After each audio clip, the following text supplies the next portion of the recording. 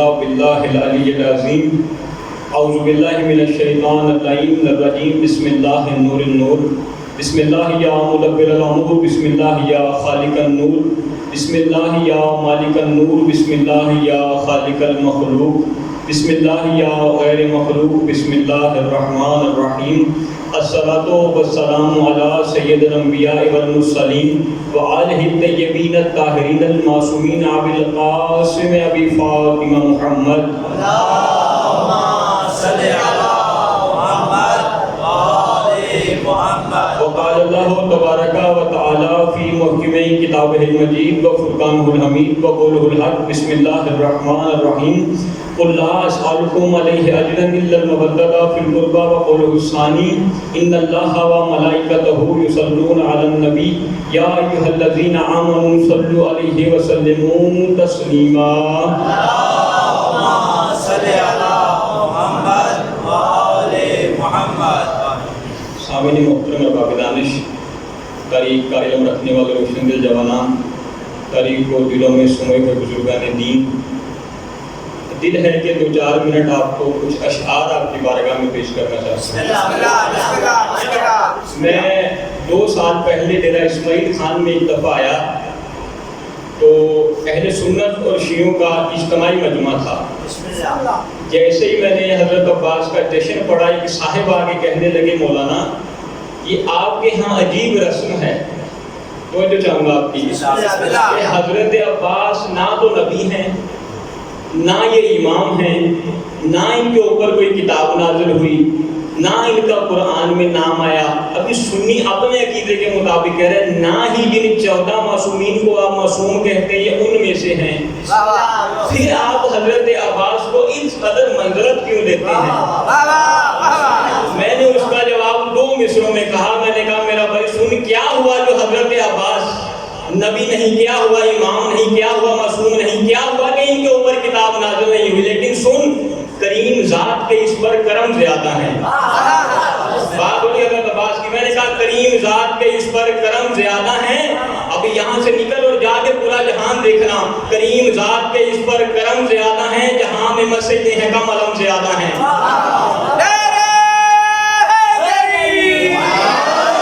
یہی مقایسہ ایک دفعہ ایک عیسائی نے کیا تھا. ابھی مباہلہ کے دن گزرے ہیں. اب مباہلہ میں بات جب وہ آئے تھے عیسائی نے 2 مصرے کہے. اس نے کہا کہ حضرت عباس میں کون سی منزلت تھی کہ حضرت عیسیٰ بھی اپنے دور کے ولی تھے. میں نے کہا آپ کی بات درست ہے، اللہ کے نبی تھے، اولو العزم نبی تھے، صاحب کتاب تھے، بہتر ہے ولی تھے، لیکن حضرت عباس کی نمائندگی کرتے ہوئے شاعر نے 4 مصرے لکھے ہیں. وہ کہتے ہیں وہ مریم کا پسر تھا، میں عباس بن علی ہوں. صرف آپ کی بیداری کی خاطر بیان کرنا، ورنہ یہ باتیں آپ نے سنی ہوئی ہیں. وہ کہتا ہے وہ مریم کا پسر تھا، میں عباس بن علی ہوں. اور حضرت عیسیٰ کے بارے میں تم کہہ رہے وہ ولی ہیں، تو سن وہ مریم کا پسر تھا، میں عباس ابن علی ہوں. وہ صرف ولی تھا، میں ولی ابن ولی ہوں. عیسیٰ اور مجھ میں بس فرق ہے اتنا، وہ ناد علی پڑھتا تھا، میں خود ناد علی ہوں.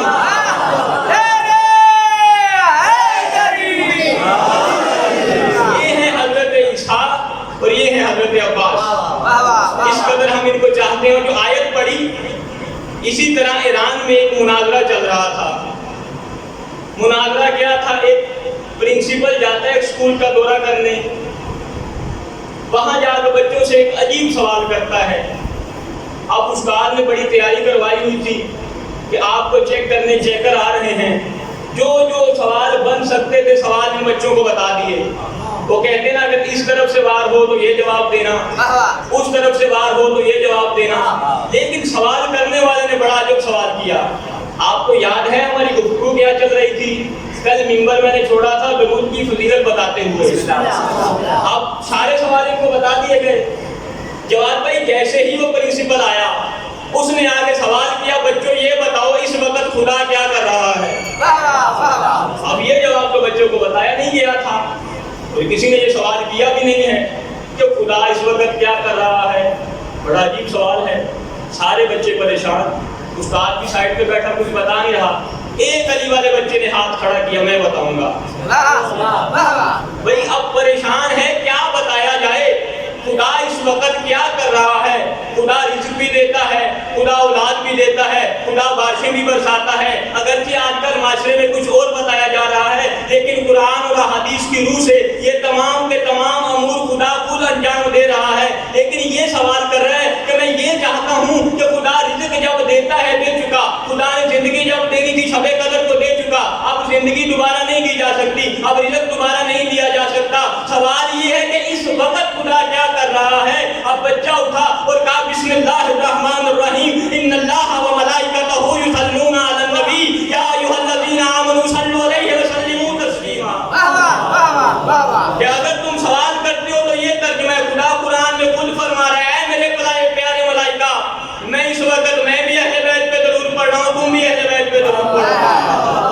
اللہم صلی علی محمد وآل محمد۔ کہ ایسا عمل کہ جو خدا خود بھی کر رہا ہے، ملائکہ سے بھی کہہ رہا ہے اور آپ کو بھی کہا جاتا ہے۔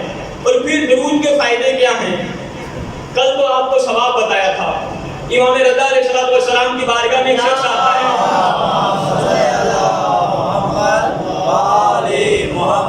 کہتا ہے مولا میرے اتنے گناہ ہیں کہ میں شمار نہیں کر سکتا۔ امام علیہ السلام نے کہا گناہوں کی توبہ کر۔ نہیں مولا میرے بہت زیادہ گناہ ہیں، پہاڑوں سے بھی زیادہ ہیں، بارش کے قطروں سے بھی زیادہ ہیں، زمین کے ذرات سے بھی زیادہ ہیں۔ تو آقا رضا علیہ السلام فرماتے ہیں کہ جو شخص اپنے گناہوں کی توبہ کرنے سے قاصر ہو، اسے چاہیے کہ خلوص نیت کے ساتھ اہل بیت پہ درود بھیجے، خدا اس کے تمام گناہ معاف فرما دے گا۔ آپ اس درود پتہ چلا کل جو آپ کو باتیں بتائی تھی، خود درود کی فضیلت، 90,000 مرتبہ درود پڑھنے کا ثواب۔ اور یہاں کیا بتایا جا رہا ہے؟ پوری زندگی کے گناہ۔ کہنے والا کون؟ امام رضا علیہ السلام، اللہ کے حجت نبی، کہ پوری زندگی کے گناہ معاف کرنے ہو خلوص نیت کے ساتھ اہل بیت پہ درود بھیجنا، تمہارے گناہ معاف ہو جائیں گے۔ اب دوسری بات بھی چلتی ہے ساتھ، درود کون سا پڑھنا ہے؟ ایک یہ درود ہے اللہم صلی علی محمد و آل محمد، کچھ اس سے آگے بڑھا کے درود بھی ہے۔ علامہ اون نقوی صاحب بیان کر رہے تھے کہ ایک کانفرنس میں ہم گئے، جب میں نے کہا درود پڑھے تو صاحبان نے درود اس طرح پڑھا اللہم صلی علی محمد و آل نبینا و صحابنا، یہ پوری ترتیب سے۔ تو اب ان سے سوال یہ کیا کہ یہ جو درود آپ پڑھ رہے ہیں، یہ درود اس میں اہل بیت کا احترام نہیں ہے؟ کہنے لگے نہیں، ہم اہل بیت کو بھی مانتے ہیں اور صحاب کو بھی مانتے ہیں۔ اور شروع میں نے آیت پڑھی تھی، آیت مودت، تفیل قربا، قربا کی بات ہو رہی، وہاں پہ ہم نے بیان کیا قربا ہے پیغمبر پاک اہل بیت علیہ السلام، وہ کہتے ہیں اس میں سب شامل ہیں۔ میں ان دونوں نکات کو ایک ہی جملے میں اس کا مسئلہ حل کرنا چاہتا ہوں۔ یہاں انہوں نے کہا کہ اصحاب بھی اہل بیت میں ہیں، ازواج بھی اہل بیت میں ہیں۔ وہاں جب درود پڑھا کہ اللہم صلی علی محمد و آلنا و آلنا، اب دیکھیں دو الگ الگ باتیں ہیں۔ مولانا نے سوال کیا کہ عجیب بات ہے، آپ کہتے ہیں اہل بیت شامل ہیں، پھر آپ درود اس طرح کیوں نہیں پڑھتے اللہم صلی علی محمد و آل محمد؟ کہنے لگے مولانا وہاں اہل بیت میں شامل ہیں لیکن درود کے معاملے میں شامل نہیں، اس لیے ان پہ ہمیں الگ درود بھیجنا پڑتا ہے۔ ابھی یہی تو بحث چل رہی نا، علیہ السلام کون ہے اور رضی اللہ کون ہے؟ میں تو یوں کہتا رہتا ہوں کہ ایک صحابی نماز پڑھ سکتا ہے، نماز پڑھا نہیں سکتا۔ ایک صحابی قرآن یاد کر سکتا ہے، اس پہ قرآن آ نہیں سکتا۔ ایک صحابی قرآن کی آیات پڑھ سکتا ہے، بلکہ یوں نہ کہوں کہ آیات جو پڑھے اسے صحابی کہتے ہیں، آیات جو پڑھے اسے اصحاب کہتے ہیں، آیات جن پہ آئے انہیں اہل بیت کہتے ہیں۔ اور پھر دوسرا جملہ اسی طرح میں کہتا ہوں کہ آیات آتی جاتی ہیں، اصحاب پڑھتے جاتے ہیں۔ قرآن اسی طرح جمع ہوا نا کہ آیات آ رہی تھی، اصحاب پڑھ رہے تھے، لیکن ایک دوسرا رخ کو دیکھیے، یہاں عمل ہو رہے ہیں، وہاں سے آیات آ رہی ہیں۔ یہ ہے اہل بیت۔ اور پھر ایک اور سوال اسی درود کے بارے میں، دیکھیں حرم میں ایک مولانا پڑھ رہے تھے، وہ کہتے خدا کا عجیب شعور ہے۔ خداوند متعال نے کہا کہ جو تم کرتے نہیں وہ کہو مت، یعنی جو خود نہیں کرتے وہ دوسروں کو بھی مت کہو۔ لیکن قرآن میں خدا کیا کہتا ہے؟ نماز پڑھو، خود نہیں پڑھتا۔ اسی طرح ہے نا، خدا نماز تو نہیں پڑھتا ہے. دوسری جگہ خدا کہتا ہے روزہ رکھو، خود نہیں رکھتا. خدا کہتا ہے خمس لو، خود نہیں دیتا. خدا کہتا ہے زکات دو، خود نہیں دیتا. اب یہی عالم ارباب میں سوال کروں گا، خدایا خود قرآن کی آیت کہہ رہی ہے جو تم کرتے نہیں وہ کہتے کیوں ہو؟ خدا مجھے مطالعہ کہے گا خاموش، جو کائنات میں اہم ترین کام ہے وہی کام نے کہا ان اللہ و ملائکتہ یصلون علی النبی، کہ جو درود سب سے مہم تھا پہلے میں خود بھیجتا ہوں پھر ملائکہ کو کہتا ہوں. یہ درود اور اسی درود سے آپ یہ سیکھ گئے. اب چلتے اس متن کی طرف جہاں کل بات چھوڑی تھی کہ اہل بیت سے محبت کرنی ہے. محبت کا معیار کیا ہے؟ صرف نام کی حد تک محبت؟ میں ایک شعر پڑھتا رہتا ہوں کہ ہمارے مومنین بعض یوں کہتے ہیں کہ جنت کی بات آتی ہے تو کہتے ہیں جہاں علی وہاں ہم. ہے بھی اسی طرح انشاءاللہ بروز حشر ہوگا، امیر کائنات آپ کو پروانہ جنت دیں گے، آپ جنت چلے جائیں گے. لیکن اہل بیت نے ایک اصول دیا، اس وجہ سے عرض کر رہا ہوں کہ آج کے کچھ لوگ یوں کہتے ہیں جنت کی بات آتی ہے تو کہتے ہیں جہاں علی وہاں ہم. عمل کی بات آتی ہے تو عجیب لوگ ہیں، کہتے کہاں علی اور کہاں ہم. اب بتایا جاتا ہے کہ امیر کائنات ایک رات میں 1000 رکعت نماز ادا کرنے کے بعد پھر مولا فرماتے ہیں خدایا میں تیری عبادت کا حق ادا نہ کر سکا. اللہ اکبر، کس قدر آپ کے امیر ایک رات میں 1000 رکعت نماز، اور ہم لوگ نماز واجب سے قاصر ہیں. اتنی ایک مومن پہ 51 رکعت نماز ضروری ہے. بہت سارے احباب جن کو 51 رکعت نماز کا پتہ نہیں ہوتا. ابھی یہاں سے جا کے ذرا اکاؤنٹ کیجئے گا 51 رکعت نماز بنتی کیسے ہے. امام حسن عسکری علیہ السلام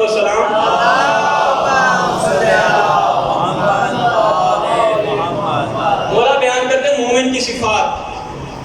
پہلے جس شخص میں یہ نہیں ہے کہ کالا سوٹ پہنا ہوا ہے، 2-3 انگوٹھیاں پہنی ہیں، گلے میں ایک زنجیر ہے، پاؤں میں ایک کڑا ہے، یہ صفات تو کسی نے نہیں بتائی مومن کی. امام حسن عسکری علیہ السلام کہتے ہیں ہمارا محب وہ ہے کہ جس میں 5 خصلتیں پائی جاتی ہیں، 5 خصوصیات جس میں پائی جاتی ہیں وہ ہمارا محب ہے. سب سے پہلی خصلت 51 رکعت نماز پڑھتا ہو. آپ کو مجھے ہو سکتا ہے کہ 51 رکعت نماز کی ترتیب ہی پتہ نہ ہو. دوسرا خاک شفا پہ سجدہ کرے. تیسرا عقیق کی انگوٹھی پہنے. چوتھا قرآن مجید کی کم از کم 10 یا 50 آیات ایک دن میں تلاوت کرے. آقا حسن عسکری علیہ السلام قریب بیان کرے، میں نہیں کر رہا. اور آخر میں فرمایا 40 کے دن زیارت امام حسین کو جائے. کس قدر عظیم ثواب ہے اس زیارت کا. یہ 5 علامات ہیں مومن کی. اب ایک ایسا مومن جب بنے گا وہی اہل بیت سے محبت کرے گا.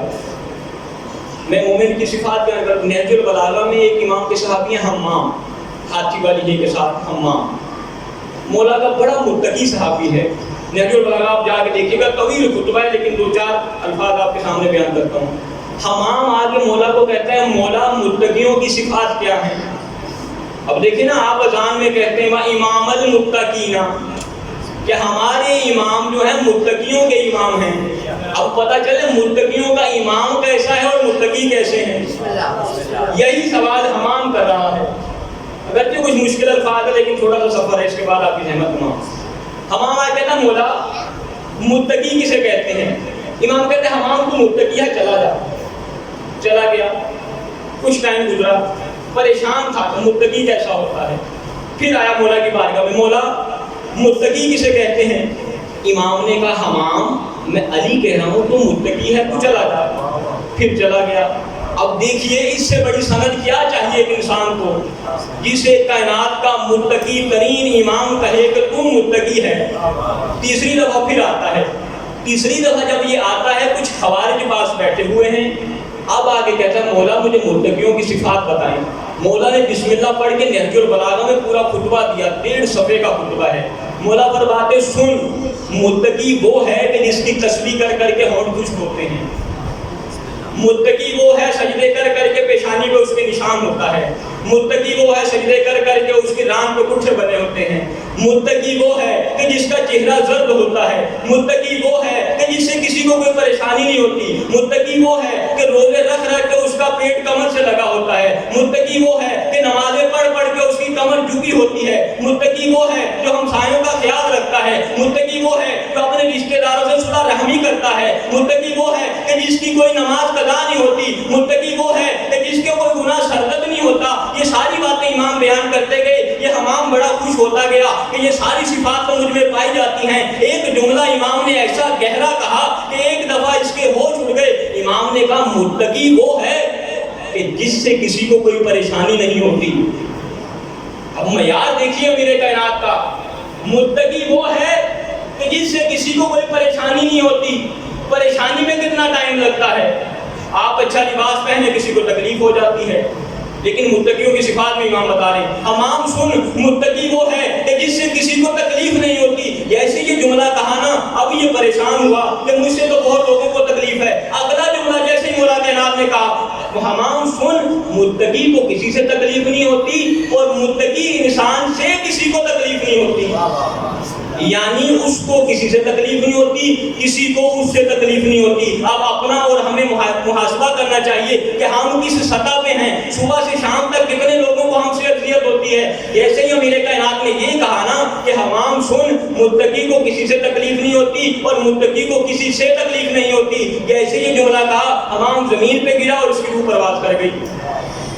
حقیقی متقی تھا. جیسے ہی اس نے سنا کہ متقیوں کی یہ صفات اور میرے اندر یہ صفت نہیں, ایک دفعہ اس کا دل دھچکا کہ اگر یہی صفات ہیں تو میرے امام تو علی متقی نہیں بنتے.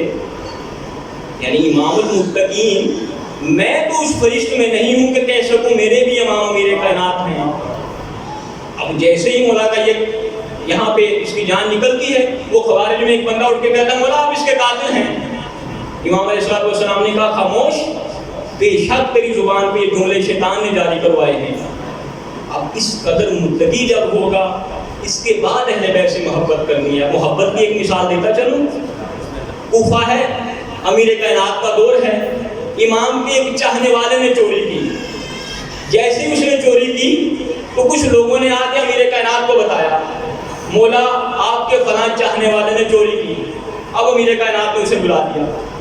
جب بلایا اس نے اقرار کیا کہ اس نے چوری کی ہے, تو امام علیہ السلام نے کہا سن, میں خدا کا بھیجا ہوا نمائندہ ہوں, خدا کے بھیجے ہوئے قانون کے اوپر عمل کروں گا. اگرچہ محبت ہے, آپ کو بتا رہا ہوں محبت کس سطح تک ہونی چاہیے.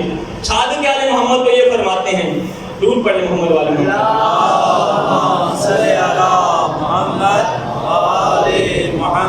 فرماتے ہیں ہمارا چاہنے والا جو ہوگا اس کی کم از کم سزا یہ ہوگی کہ دنیا والے اسے برا جانیں گے, اور پھر اس کے بعد اس کی سزا یہ ملے گی کہ لوگ اسے وطن بدر کر دیں گے. ایک صادق علیہ محمد کو صحابی لے گیا طرف دورہ کروانے, مولا یہ بستی یہاں سارے آپ کے مخالف رہتے ہیں. امام علیہ السلام نے 2 رکعت نماز پڑھی, خدا کی بارگاہ میں ہاتھ بلند کیے اور کہا خدایا ان تمام لوگوں کو آپس میں متحد رکھنا, ان تمام لوگوں کو کبھی بیمار مت کرنا, ان تمام لوگوں کو کبھی بے روزگار مت کرنا. دعا سمجھ رہے ہیں؟ صحابی بتا رہے ہیں مولا آپ کو کوئی مانگنے والا یہاں نہیں ہے.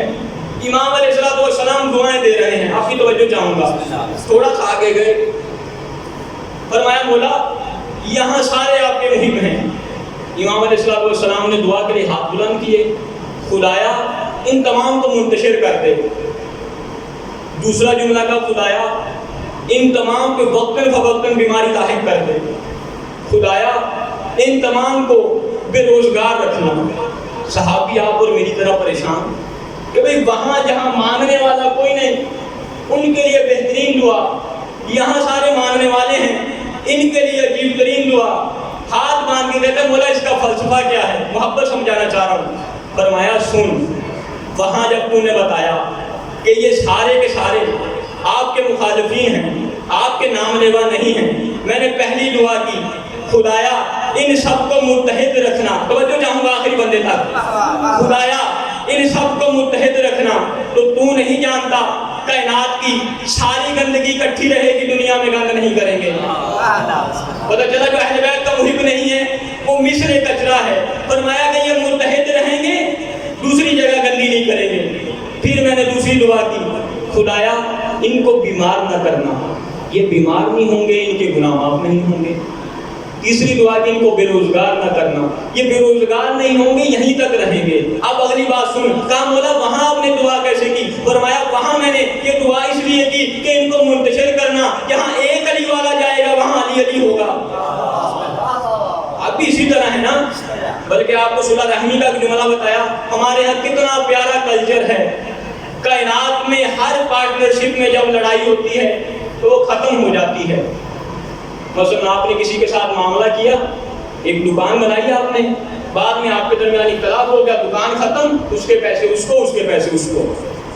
آپ نے مل کے ایک گاڑی لی، کچھ دیر بعد آپ کا اختلاف ہو گیا، گاڑی بیچ دی گئی، اس کے پیسے اسے، اس کے پیسے اسے۔ دو بھائی ساتھ رہ رہے تھے، ذکر امام حسین کرواتے تھے، لڑائی ہو گئی، آپ بتائیں ختم ہوا یا دو ہوئے؟ اگلے سال یہاں ختم نہیں ہوا ذکر حسین، اس کی الگ مجلس ہوگی، اس کی الگ مجلس ہوگی۔ یہی مولا فرما رہے ہیں کہ یہ جب منتشر ہوں گے، جہاں ایک علی والا جائے گا وہاں علی علی ہوگا۔ اسی لیے تو مولا نے کہا تھا نا، اولاد زیادہ پیدا کرو، جتنی اولاد زیادہ ہوگی اتنی ہمارے جد کے محب زیادہ ہوں گے۔ پھر فرمایا ان کو بیمار کرنا، روایات میں ہے کہ جب انسان بیمار ہوتا ہے اس کے گناہ معاف ہوتے ہیں۔ راوی آگے کہتے ہیں مولا آپ کہتے ہیں کہ ہمارا ہر ماننے والا جنت جائے گا، یہ تو اعمال ان کے اچھے نہیں ہیں، میں دیکھتا ہوں یہ چوریاں بھی کرتے ہیں، یہ سود بھی کھاتے ہیں، حرام اعمال بھی انجام دیتے ہیں، واجبات سے بھی دور ہیں، پھر کس طرح جنت جائیں گے؟ صادق آل محمد فرماتے تو نہیں علم رکھتا، خداوند متعال پہلے ان سے رزق چھینے گا، پھر ان سے اولاد چھینے گا، پھر ان سے مال چھینے گا، آخر میں ان کو بیمار کر دے گا، جب مر کے بستر پہ پڑھ کے یہ اللہ اللہ کی تسبیح کریں گے ان کے گناہ معاف ہو جائیں گے۔ جب سارے گناہ معاف ہو گئے پھر متقیوں کے لیے تو ہے ہی جنت۔ ایسی محبت خود امام یہاں بتا رہے ہیں کہ صحبتیں ہیں محبت والوں کے لیے، اور فرمایا کہ ہمارا چاہنے والا جو سچا مومن ہوگا 40 دن، کم از کم 40 دن میں ایک مصیبت اسے ضرور آئے گی۔ امام رضا علیہ السلام کے دور کا واقعہ بیان کرنے لگا تھا۔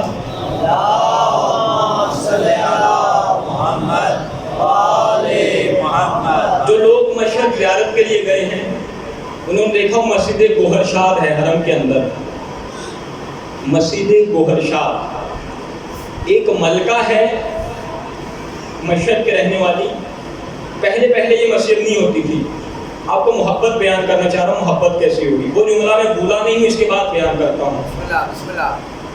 کہا مولا یہاں جب زیارت کے لیے آئی، مولا سے گفتگو کر رہی، مولا کتنا پیارا آپ کا حرم ہے، کاش یہاں ایک بہترین مسجد ہوتی جس میں بیٹھ کے خدا کے ساتھ مناجات کی جاتی۔ یہ ملکہ تھی، ایک بادشاہ کی بیٹی تھی، وہاں سے نکلی، اس کے بعد دل میں بیٹھ گئی کہ وہاں مسجد ہونی چاہیے۔ بس جیسے ہی گھر گئی، اس نے جا کے اپنے والد سے مشورہ کیا کہ ہم وہاں مسجد بنوانا چاہتے ہیں۔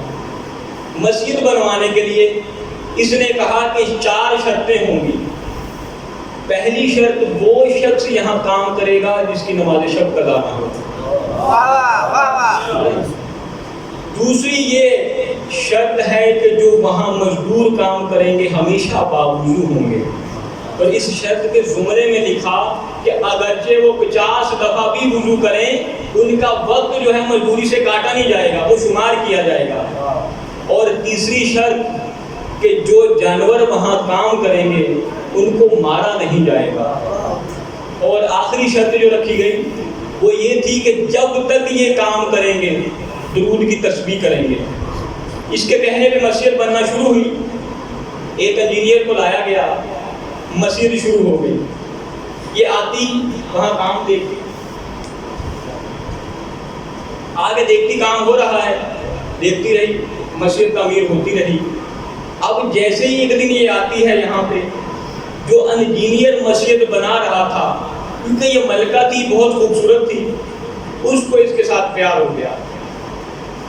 اب جیسے جیسے وہ آتی یہ اسے دیکھتا، ایک ٹائم یہ ہوا کہ اس نے اپنی حسرت اندر رکھ لی اور یہی اس کے عشق میں بیمار ہو گیا۔ بیمار ہو کے مریض ہو کے جب وہ چلا گیا، کام رک گیا، اب یہ ملکہ گئی اس کے گھر، اور جا کے کہنے لگی کہ اتنا بڑا ہمارا معاہدہ ہوا تھا، اس قدر عظیم کام تم کر رہے تھے، کیا پریشانی ہے کہ تم اس قدر بیمار ہو گئے؟ تو اس کی ماں نے اس ملکہ سے کہا کہ اگر جان کی امان ہو تو میں تم سے کوئی بات کرنا چاہتی ہوں۔ اس نے کہا آپ بتائیے۔ اب جیسے ہی اس کی ماں اسے سائڈ پہ لے کے اسے جا کے ایک جملہ کہا کہ یہ میرے بیٹے کو تمہارے ساتھ عشق ہو گیا ہے، اور یہ کیونکہ تمہارا منصب دے کے یہ اظہار نہیں کر رہا، اب محبت بتانا چاہ رہا ہوں پاکیزہ محبت کیسے ہوتی ہے، یہ تم سے اظہار نہیں کر رہا، اسی وجہ سے بیمار ہے۔ تو جیسے یہ اسے پتہ چلا، اس نے کہا یہ کون سا بڑا مسئلہ ہے، ہاں جس معیار پہ اسے کہا گیا یہ مسجد بنوائے، مسجد گوہر شاہ، میں اس سے شادی کروں گی، ہاں یہ ایک میری شرط ہے، مسجد تمام ہوگی، مسجد تمام ہونے کے بعد یہ 5 دن یا 10 دن کا مسجد کے اندر اعتکاف کرے گا، اس کے بعد انشاءاللہ میں اسے شادی کر لوں گی۔ مسجد گوہر شاہ حرم امام رضا میں ہے، اس کا ذکر کر رہا ہوں۔ خیر معاملہ طے ہو گیا، دوبارہ کام شروع ہوا، اسی روش میں مسجد بن رہی ہے۔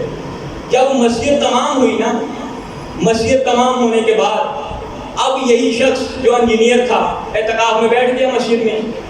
جب اعتکاف میں بیٹھا، پہلا دن گزرا، وہی اس کے چہرے پہ خوشی ہے کہ اب مجھے جو اصل ہماری شرط معاملہ طے ہوا تھا وہ ملنے والا ہے۔ دوسرے دن پھر وہی خوشی میں رہا۔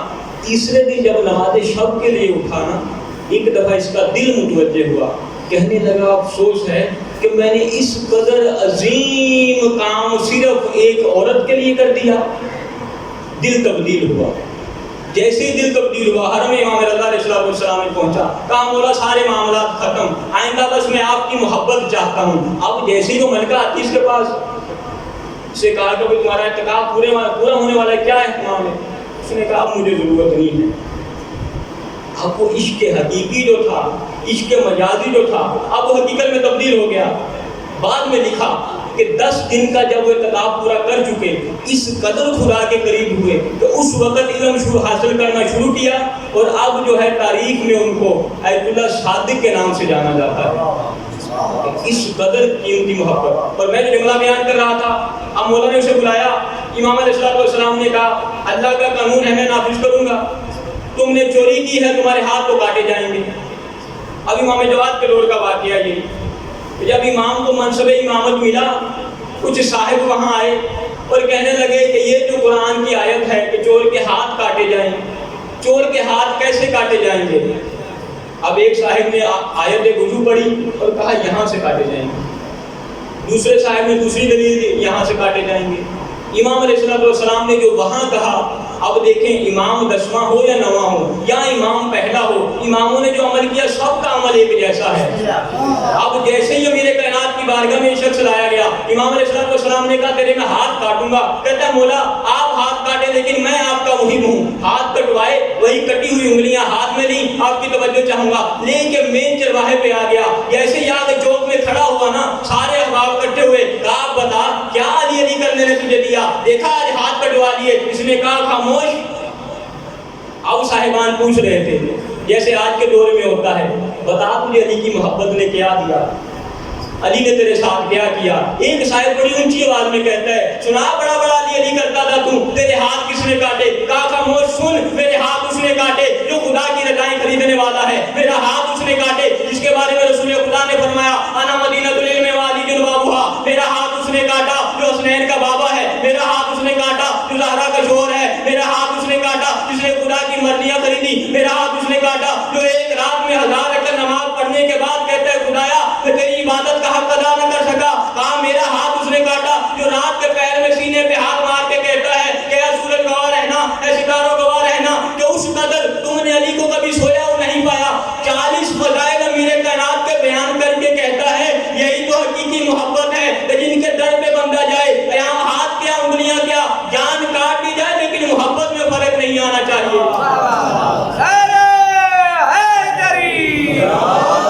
یہ تو واقعہ ہے میرے کائنات کے دور کا۔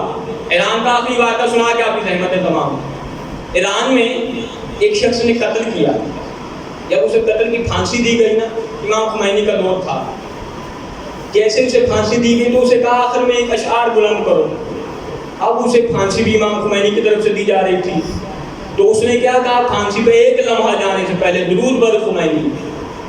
سمجھ رہے ہیں کہ حکومت کے ساتھ وفاداری. کہا کہ اگر مجھے پھانسی ہوگی تو بعد میں میرے ملک کے حالات بہتر ہوں گے. اس قدر محبت، اور یہی محبت تھی جس کا تقاضا کیا گیا اہل بیت علیہ السلام سے. مولا سجاد علیہ السلام فرماتے ہیں دنیا والوں، اگر قرآن میں ہمارے ساتھ دشمنی کا کہا جاتا تب بھی وہ ظلم نہ ہم پہ کیے جاتے جو اب کیے گئے. ایک صحابی مولا کی بارگاہ میں آ کے کہتا ہے مولا آپ، شہادت تو آپ کا ورثہ ہے، پھر آپ کیوں صبح شام روتے ہیں؟ مولا علیہ السلام فرماتے ہیں میرے پیارے صحابی تو انصاف سے بتا، شہادت تو ہمارا ورثہ ہے، بہنوں اور بیٹیوں کے ساتھ بازاروں میں جانا بھی ہمارا ورثہ ہے. اس قدر مظلوم امام. اب امام کے دور کا واقعہ ہے. امام علیہ السلام بیٹھے، امام کا ایک صحابی آتا ہے جناب اصغر کی والدہ کے بارے میں، کہتے ہیں مولا باہر جو آپ نے نوکرانی کو دھوپ میں سزا دی ہوئی ہے اس کی جگہ مجھے سزا دے دے لیکن اس کو سائے میں بلا لے. کہا تم انصاف نہیں کیا تم نے، یہ کوئی نوکرانی نہیں ہے، یہ میری اور اصغر کی ماں ہے. جب سے اصغر کربلا میں نہر ہوا ہے نا تب سے یہ سائے میں نہیں آتی. یہی مولا سجاد علیہ السلام دن روتے ہیں، شام روتے ہیں، صبح روتے ہیں، رات روتے ہیں. اس قدر امام روتے کہ زمانے والوں کو امام کی روش پتہ تھی. بازار میں جاتے تب امام روتے، کہیں دوسری جگہ جاتے تب امام روتے. ایک روز امام علیہ السلام بازار جا رہے ہیں، بازار میں جیسے جا رہے تھے نا تمام گوشت جو کساب تھے وہ اپنے اپنے ذبح کیے ہوئے جانوروں کے اوپر کپڑا ڈال لیتے تھے. آج ایک دن امام دربار میں وارد ہوئے اور یہاں زمین پہ بیٹھ کے آقا حسین کو پوچھا دینے والوں، ایک کساب کہیں دکان سے دور تھا، جیسے ہی اسے بلایا ارے جلدی آؤ بازار میں علی ابن سجاد آ رہا ہے. اس کے پہنچنے تک امام اسی کی دکان پہ پہنچ گئے. امام علیہ السلام نے اس سے سوال کیا تم مسلمان ہو؟ کہا جی تمہارے نانا کی امت کا عمل کرنے والا ہوں. امام علیہ السلام نے کہا میرے 3 سوال ہے، اس کا جواب تو دو. فرمایا جی مولا سوال کیجئے. کہا یہ جس جانور کا گوشت ہے اس کو جب تم نے ذبح کیا تھا کیا تم نے اسے پانی پلایا تھا؟ کہتا جی مولا میں محمد مصطفیٰ کی شریعت پہ عمل کرتا ہوں. مولا میں جانتا ہوں کہ جب کسی جانور کو ذبح کیا جائے اسے پانی پلایا جاتا ہے. رک پھر گیا کربلا کی طرف. آئے میرا مظلوم بابا، آپ نے 13 گھر میں چلتی رہی، آپ نے کسی سے پانی نہیں پوچھا. دوسرا سوال میرے مولا نے عجیب کیا. کہا ایک سوال کا جواب دے. تو نے جانتا ہے کہ میرے نانا کی شریعت میں ایک یہ عمل بھی ہے کہ جب ایک جنس کا جانور ذبح کیا جائے اس کو دوسری جنس کا جانور نہ دیکھ رہا ہو. میں آسان کرتا ہوں، ان کی آنکھیں ابھی تک نم نہیں ہوئی. مولا یہ کہنا چاہ رہے تھے کہ اگر ایک اونٹ ذبح کیا جائے دوسرا اونٹ اسے دیکھ نہ رہا ہو، اگر ایک بکری کو ذبح کیا جائے دوسری بکری اسے دیکھ نہ رہی ہو. اب جیسے ہی سے سوال کیا کہتے جی مولا میں یہ بھی جانتا ہوں کہ جس جنس کے جانور کو ذبح کیا جائے دوسری جنس کا جانور اسے دیکھ نہ رہا ہو. رک پھر گیا کربلا کی طرف. آئے میری پھوپھی اماں کہ حسین پہ ضربیں چلتی رہی، 70 قدم سے بہن دیکھتی رہی، کبھی چلتی ہے خیام کی طرف لیکن پردہ اجازت نہیں دیتا. ایک جملہ ایسا آیا کہ زمین بلند ہونے لگی. انہوں نے کہا کربلا میں نظر آ گیا. تیسرا سوال کرتا ہے ایک سوال بتا، میرے نانا کی شریعت میں تجھے علم ہے کہ جب جانور کو ذبح کیا جائے چھری تیز ہوا کرتی ہے؟ کہتا ہے مولا آپ یہ عجب سوال کر رہے ہیں. میں مسلمان ہوں، میں شریعت محمدی سے تعلق رکھتا ہوں، مجھے پتہ ہے جب جانور ذبح کیا جاتا ہے چھری کو تند ہونا چاہیے، چھری تیز ہونی چاہیے. فرمایا انصاف سے بتا، کربلا میں جب میرے بابا کو ذبح کیا گیا وہ چھری کس قدر تیز تھی. وَسْيَعْلَمُ الَّذِينَ يَنْقَلِبُونَ